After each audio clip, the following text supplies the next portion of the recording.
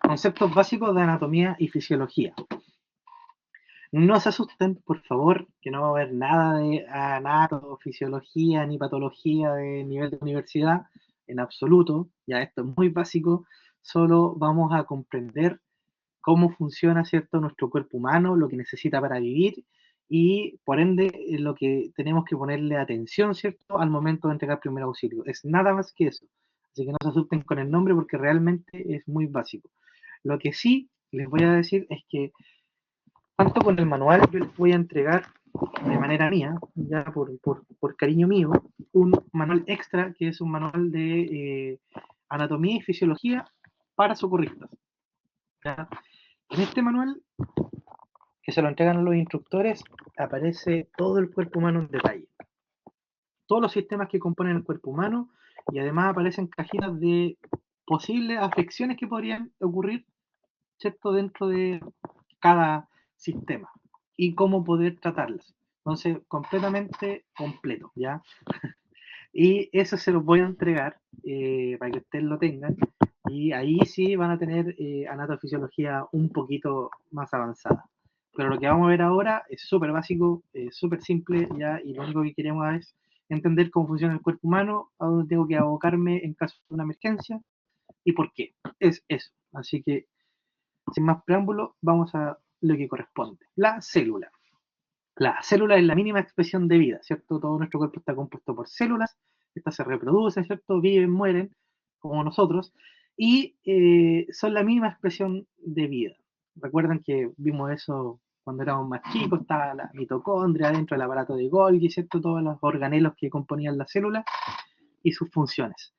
No vamos a ver eso ahora. Lo que sí nos interesa es que saber que tiene la propiedad de dividirse y de transmitir el material genético de una generación celular a otra, ¿cierto? Ahí está nuestro ARN, ¿cierto? ADN.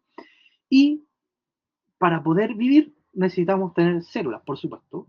Y la célula para poder vivir necesita oxígeno, temperatura, agua y nutrientes. ¿Ya? Eso es lo básico. O sea, la célula, para que nosotros podamos vivir y esta célula pueda vivir, por ende, necesita tener oxígeno, temperatura, agua y nutrientes. Ya con eso dije bastante. Si ustedes comienzan a pensar qué son las cosas que tenemos que cuidar en un tratamiento médico, ¿ya? Tenemos que cuidar que tenga la persona oxígeno, ¿cierto? Que esté ventilando bien, que no pierda temperatura, ¿cierto?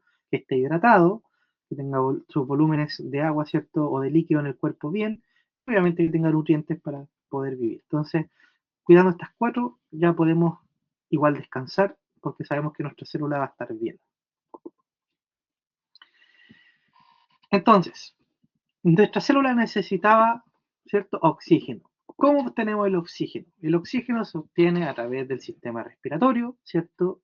A través del aire que captamos, ¿cierto?, por nuestro sistema respiratorio, porque nosotros captamos aire, ¿ya? No oxígeno, captamos aire, que el aire está compuesto por un montón de gases, entre esos el oxígeno, y esto se capta, ¿cierto?, primero por nuestra cavidad nasal, idealmente, hay gente que respira por la boca, pero idealmente es nuestra cavidad nasal, ¿cierto? Y hacia nuestros pulmones, ¿ya? Ahora, ¿cuáles son las partes del sistema respiratorio? Más o menos para que las tengan así como claras, qué es lo que lo compone. Se están las vías aéreas altas, ¿cierto? Que están las fosas nasales, la boca, y hasta ahí, las vías que después son bajas porque se llaman vías aéreas bajas, ya viene la laringe, la tráquea, ¿cierto? Bronquios, bronquiolos y alveolos. Estos tres últimos están en los pulmones. Y además de eso, yo agregaría para más adelante la pleura, ¿cierto? De los pulmones, que también es súper importante, que finalmente es una telita que tiene el efecto de que ayuda a deslizar, ya cuando los pulmones, ¿cierto?, están inhalando, ¿cierto?, este aire y se expande, esa pleura es un verdadero, una verdadera piel que ayuda a deslizar y hacer estos movimientos más fáciles y que ayudan a contener también los pulmones. Súper importante, porque cuando tenemos problemas de algún trauma, ¿cierto? Y se rompe el pulmón, generalmente se rompe la pleura, y ahí después vamos a tener que ver qué se hace ahí. Pero importante mencionar que existe la pleura y que está en el pulmón.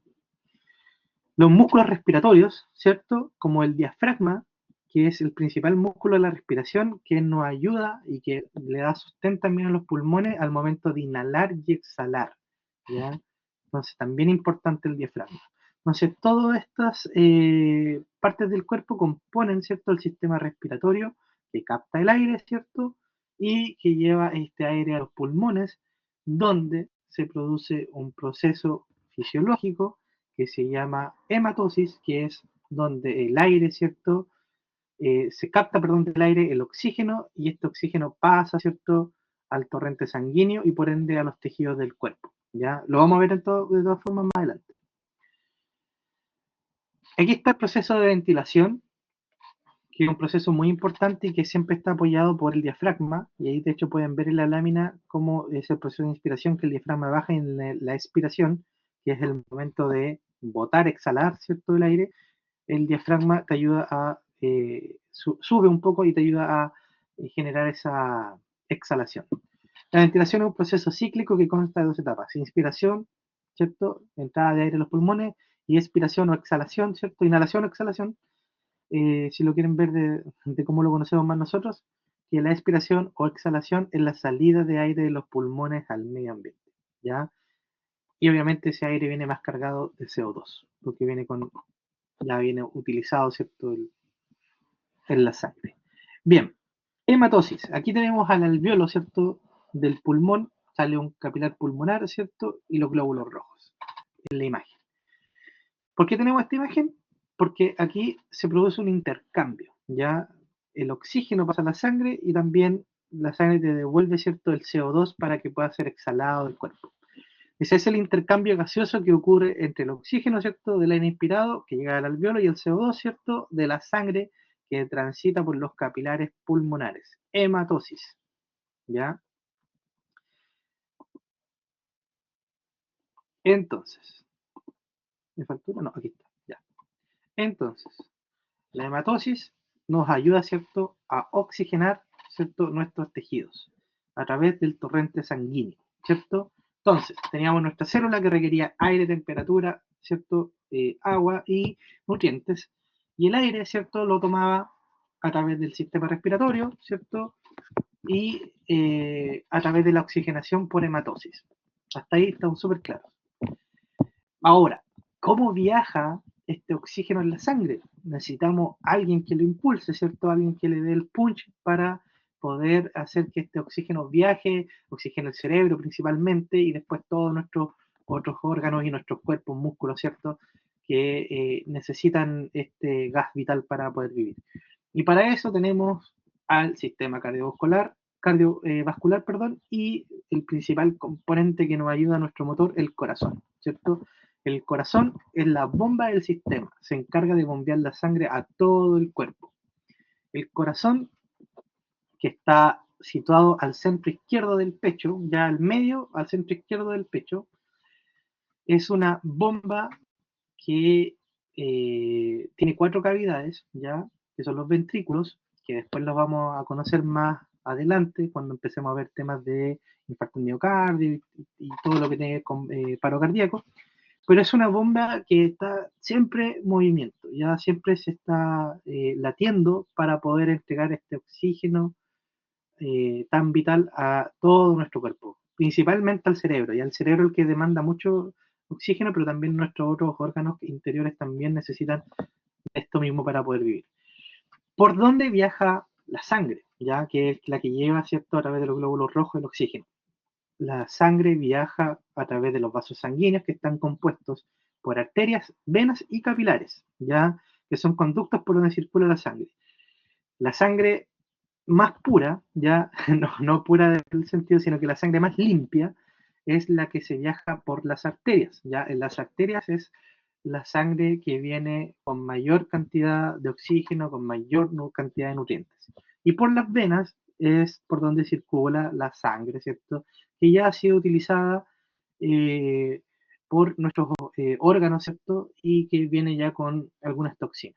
Entonces, para poder ser limpiada y también posteriormente exhalada y devuelta por el sistema respiratorio. Entonces, una vez que se genera otro proceso que vamos a ver ahora, se entrega cierto este CO2 para poder ser exhalado. Bien, perfusión. Aquí está. Tenemos los tejidos, ¿cierto? Tenemos que se estaban oxigenando, ¿cierto? A través de la sangre, pero también el tejido este devuelve, ¿cierto? CO2 cuando ya es utilizado. Y ese proceso se llama perfusión, ¿ya? Entonces los glóbulos rojos, ¿ya? Son células que contienen una proteína denominada hemoglobina, ¿ya? La hemoglobina realiza la función de transportar el oxígeno, ¿cierto? A nivel de los capilares y lo seda a los tejidos, y ahí se oxigena el cuerpo. El CO2 es transportado de los tejidos a los pulmones, ya se devuelve para que sea obviamente eliminado. Y el CO2 viaja libre en el plasma o en la hemoglobina del glóbulo rojo, por ahí se transporta, ¿ya? Ese es el lugar que le toca para viajar, ¿ya? Es por el plasma o en la hemoglobina del glóbulo rojo. Y el oxígeno en el glóbulo rojo. Entonces, de esa manera podemos tener nuestros dos se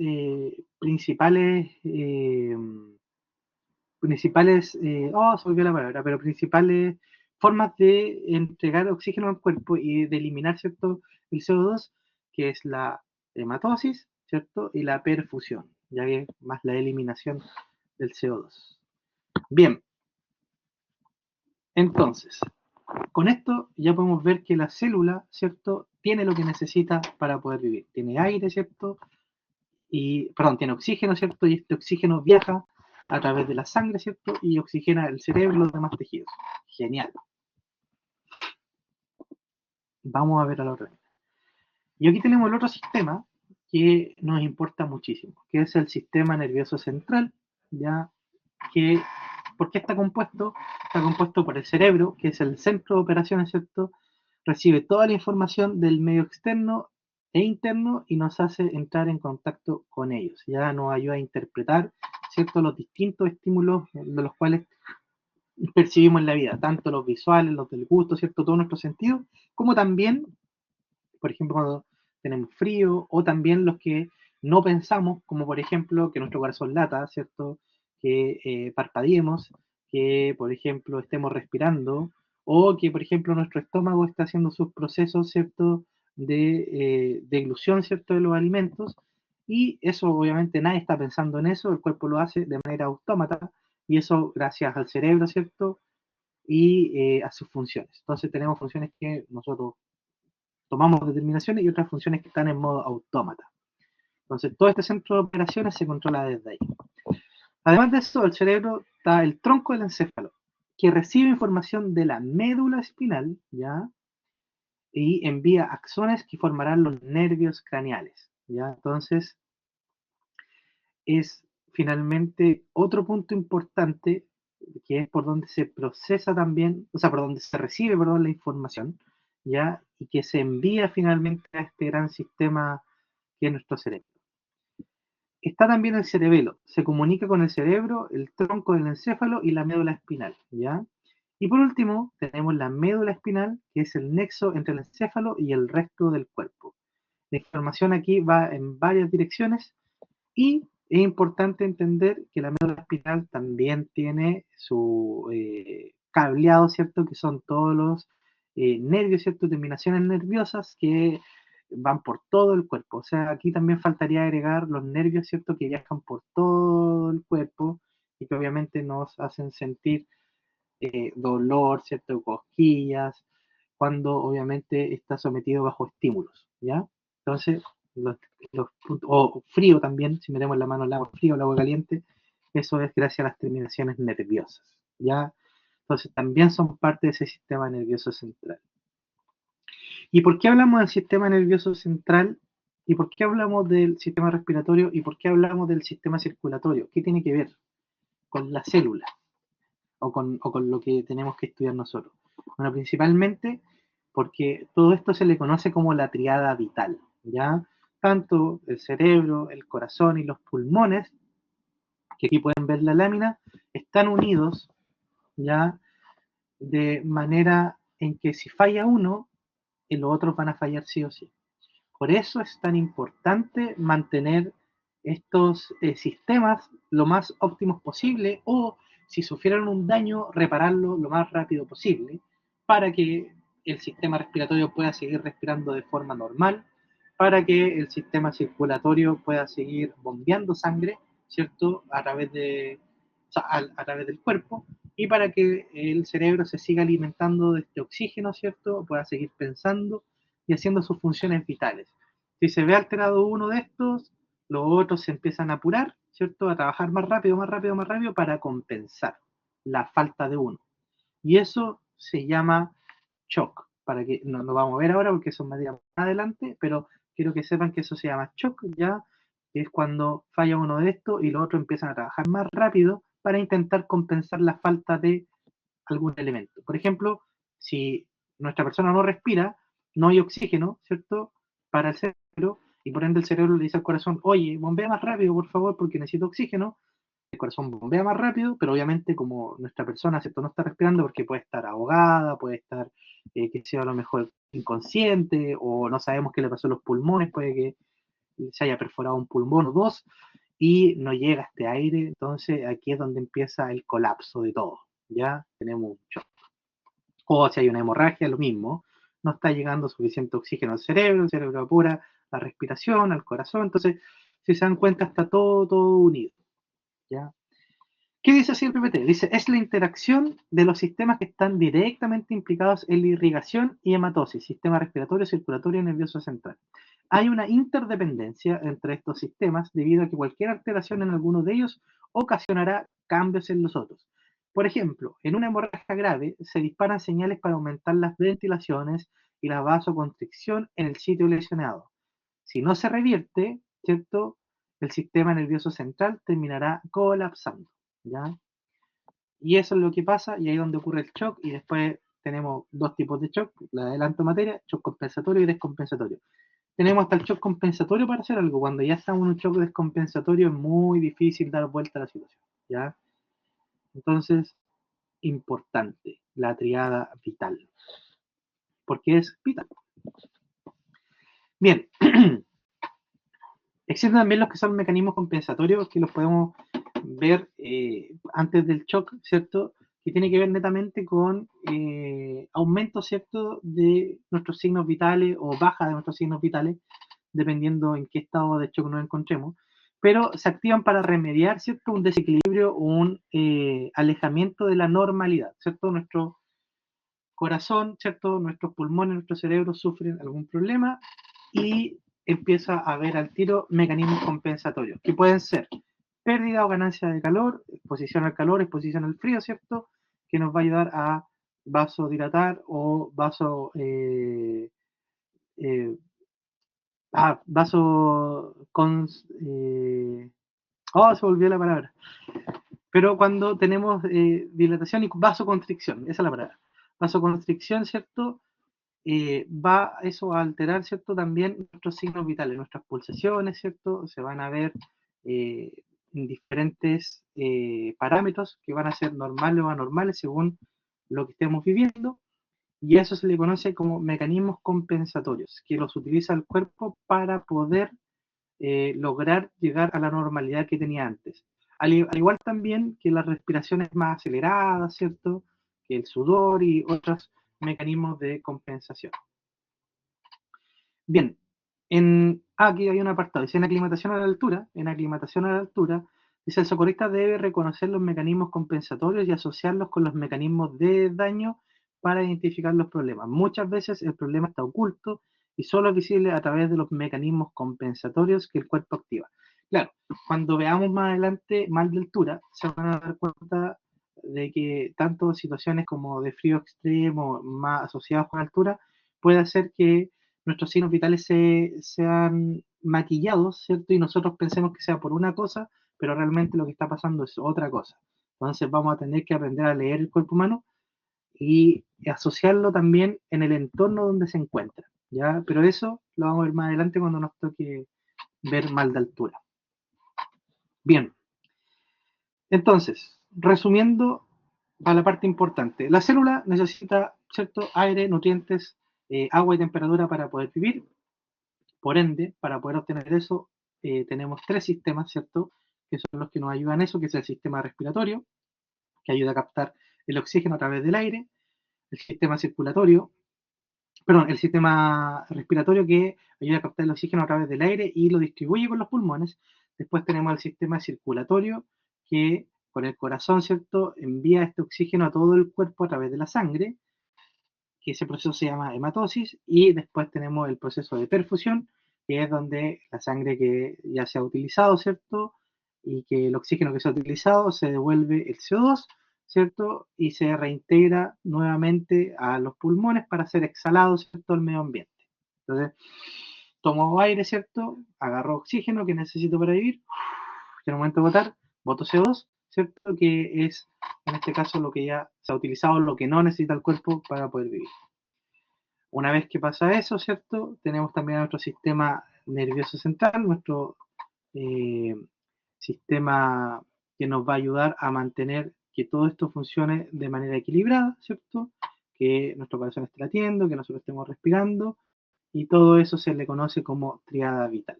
Si falla uno de estos, fallan todos y es cosa de tiempo. Por eso la atención debe ser siempre cuidando esta triada vital.